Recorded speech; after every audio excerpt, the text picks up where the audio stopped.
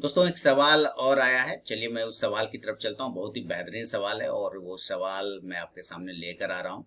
सवाल जो भेजा है वो है सऊदी अरेबिया से जुबैर कुरैशी साहब ने लिखा है। सबसे पहले लिखा है ईद मुबारक। आपको भी सर बहुत बहुत ईद मुबारक हो आप लोगों को। 52 वीक हाई स्टॉक किस तरह से बाय करें, किस तरह से पता करें कि ब्रेकआउट फेक नहीं है, कितने टाइम की कैंडल ब्रेक करे तो स्विंग ट्रेडिंग अपॉर्चुनिटी सर्च करें, एग्जांपल से बताएं। देखिए जुबैर कुरैशी साहब, मैं पिछले कई सालों से इस बात को बता रहा हूं कि पार्टिकुलर कोई एक चीज ऐसा फिक्स्ड नहीं होता है। मैं कई बार पर्सनली भी बता चुका हूं आप लोगों को मैसेज करके कि कोई एक चीज पार्टिकुलर फिक्स्ड नहीं होता है कि 20 कैंडल देखना है, 50 कैंडल देखना है, 2 कैंडल देखना है। कोई फिक्स्ड नहीं होता है। ये आपके स्टडी और आपके एनालिसिस पर डिपेंड करता है कि ये कैंडल कितना कैंडल ब्रेकआउट किया है तो सस्टेन करेगा नहीं करेगा। ये कोई फिक्स लिखा हुआ नहीं है, किसी किताब में नहीं लिखा हुआ, इसलिए मैं यहाँ पे बता भी नहीं पाऊंगा। किताबी चीज ऐसे भी मैं नहीं बता पाता क्योंकि किताबी चीज किताब अलग होता है, प्रैक्टिकल अलग होता है, थ्योरी अलग होता है और प्रैक्टिकल अलग हो जाता है। तो कोई भी एक फिक्स्ड नहीं होता है कि 20 कैंडल ब्रेक करे तो 50 कैंडल ब्रेक करे तो मान के चलते नहीं। ये आपका अपना चार्ट एनालिसिस पे डिपेंड करता है, पहली बात। दूसरी बात क्या कि फेक ब्रेकआउट, बिल्कुल फेक ब्रेकआउट होता है सर। वो ऊपर गया, टकरा के नीचे आएगा और फिर वापस से नीचे ही चला। तो लोग फंस गए, वहां पे एंट्री किया, नीचे चला आया। तो इसीलिए तो स्टॉप लॉस बनाया गया है। इस संसार में स्टॉप लॉस क्यों बनाया गया? 100% नहीं है सिक्योरिटी तभी तो स्टॉप लॉस बनाया गया। अगर सिक्योरिटी होता तो फिर स्टॉप लॉस क्यों बनता है? यानी एंट्री तो आपको करना है ब्रेकआउट पर, एंट्री करना है ब्रेकआउट पर, लेकिन स्टॉप लॉस लगाना भी चाहिए। अब देखिए दूसरी बात है कि कैसे पता करें या सर्च करें ट्रेडिंग अपॉर्चुनिटी। एग्जाम्पल देता हूं। अभी मैंने क्या दिया था, आपने वीडियो हो सकता है आप अपने काम के बिजी शेड्यूल के वजह से वीडियो नहीं देख पाते होंगे, ये अलग बात है। लेकिन मैंने अभी रिसेंटली एक स्टॉक्स दिया था, एयू स्मॉल फाइनेंस बैंक। जबरदस्त मैंने दिया था, उसके हर रीजन बताए थे, समझाए थे कि भाई यहाँ से ये इस तरह से बार बार ऊपर टच कर रहा है, बार बार नीचे टच कर रहा है, तो हो सकता है यहाँ से एक चांस बन सकता है ऊपर जाने का। इसको भी मैं चार्ट पे चल के समझाता हूँ, जैसे कि आपने कहा चार्ट पर। देखिए ये चार्ट पर आ गया और एयू बैंक, मैंने एयू बैंक के सारे एनालिसिस करके बताए थे। यहाँ पे लाइन भी लगा हुआ है, सब कुछ ड्राइंग किया हुआ है ना, सेव है ना किया हुआ। चलिए तो यहाँ पे मैंने क्या बताया था, अपॉर्चुनिटी कैसे ढूंढना है, कितनी बार समझाया। पीछे भी आप देखिए, पीछे के हिस्ट्री के चार्ट को देख के मैंने अपॉर्चुनिटी निकालने की बात कहा था कि ये एरिया पर ये यहाँ से ये नीचे नहीं जाना चाह रहा है, यहाँ से ऊपर चला गया।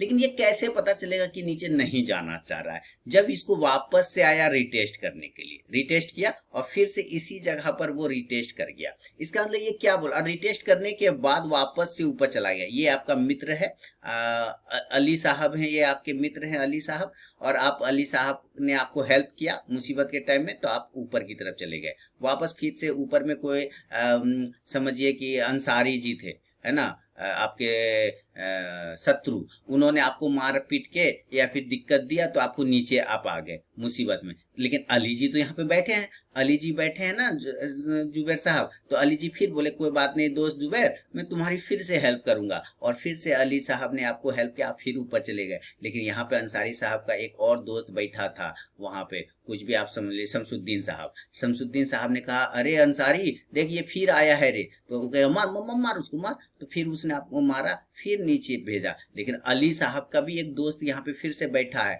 और उसका दोस्त यहाँ पर, तो उसने क्या किया, अब अली साहब का दोस्त समझ लिए आप क्या समझ, इम्तियाज जी बैठे हैं। इम्तियाज जी ने फिर आप चूंकि अली साहब के दोस्त हैं और आप अली साहब के दोस्त हैं, तो दोस्त का दोस्त दोस्त हो गया, तो यहाँ पर जो यहाँ फिर से आपको हेल्प किया, आप ऊपर चला गया। यानी ये बार बार इस जगह पर जब ये आ रहा है तो ये साफ क्या बता रहा है कि इसके नीचे जाने को तैयार नहीं है। ये आपको अपॉर्चुनिटी दिखाता है। अपॉर्चुनिटी ऐसे सर्च किया जाता है, अपॉर्चुनिटी इस प्रकार से सर्च किया था। कोई फिक्स नहीं। यहाँ पे कुछ फिक्स है क्या? 10 कैंडल, यहाँ पे कोई फिक्स है क्या? 20 कैंडल नहीं फिक्स है ना। 5 कैंडल में भी जा सकता था ऊपर, 2 कैंडल में भी जा सकता था ऊपर। अपॉर्चुनिटी चार्ट एनालिसिस से आपको पता चल जाएगा कि हाँ यहाँ पर से ये ऊपर जा रहा है या यहाँ से ये नीचे आ रहा है, तो यहाँ पर से ये ऊपर चला गया। तो उसी हिसाब से मैंने आप सबको दिया था, आप जाके देख लीजिएगा वीडियो कि किस तरह से मैंने एनालिसिस करके दिया कि वापस से उसी अली साहब के पास आया। तो मैंने कहा था कि ये एकदम ऊपर भागेगा और ये देखिए कितना शानदार तरीके से सीधे 550 से 700 के आसपास आ गया ना।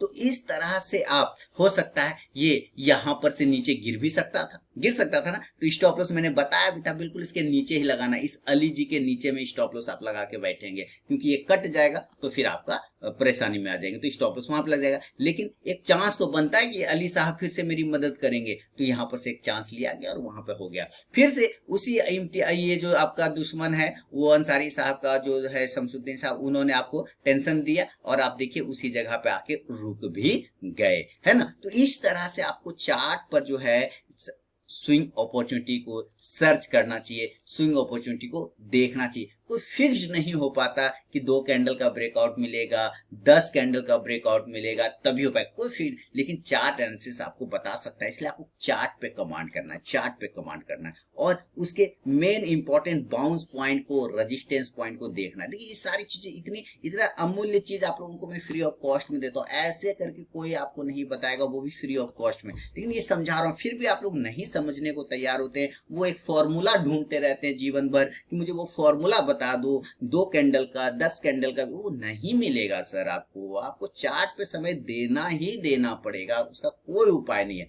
अब देखिए बात करता हूं मैं फेक ब्रेकआउट का। हो सकता है फेक ब्रेकआउट होता, ऊपर जाता नीचे आ जाता था, है ना। फेक ब्रेकआउट हो सकता था। जैसे एक फेक ब्रेकआउट की बात करें तो अभी रिसेंटली की बात करता हूं, चलिए टाटा कंज्यूमर, देखिए यहाँ पे आप समझिए इस टाटा कंज्यूमर के चार्ट को, ठीक है। अब यहाँ पे देखिए टाटा कंज्यूमर के चार्ट, देखिए मैं सारा किया हुआ मैं सारे चार्ट में देखता रहता हूँ बैठ के, इसलिए मेरे लगभग हर चार्ट पर आपको कुछ ना कुछ ड्राइंग मिल जाएगा। आप सोचिए कि मैं कितना टाइम दे रहा हूँ चार्ट पर। तो देख रहे हैं ये टाटा कंज्यूमर का एक बॉक्स एरिया मैंने बना रखा था कि भाई इसके ऊपर जाएगा तो आपकी बाइंग बनेगी, तो बाय तो बनेगा। अब ये बाय गया ऊपर, वापस नीचे आ गया, वापस नीचे आ गया, इसका मतलब ये क्या हुआ, ये फेक ब्रेकआउट बोला जा सकता है कि हाँ भाई फेक ब्रेकआउट हो गया है, हम मान के चलते हैं फेक। तो इसी के लिए तो स्टॉप लॉस लगाया जा सकता है। लेकिन अगर ये फेक ब्रेकआउट हुआ है तब तक मैं एग्जिट नहीं करूंगा जब तक कि इसका लोअर पॉइंट नहीं कटेगा, क्योंकि ये ऊपर के बॉक्स को ब्रेक किया है, तो ये तब तक अपने आप को मुझे गलत साबित अगर ये करेगा तब तक, जब तक ये नीचे ब्रेक कर जाएगा तब मैं गलत साबित हो जाऊंगा। जब तक ये निचला लेवल को ब्रेक नहीं करेगा मैं गलत साबित नहीं होगा, मैं सही साबित रहूंगा कि हाँ ये वापस से इस तरह से टहलते हुए ये वापस से ऊपर जा सकता है। तो इस बात को आप ध्यान रखें। तो ये जुबैर कुरैशी साहब सऊदी अरेबिया से आपका सवाल जो था,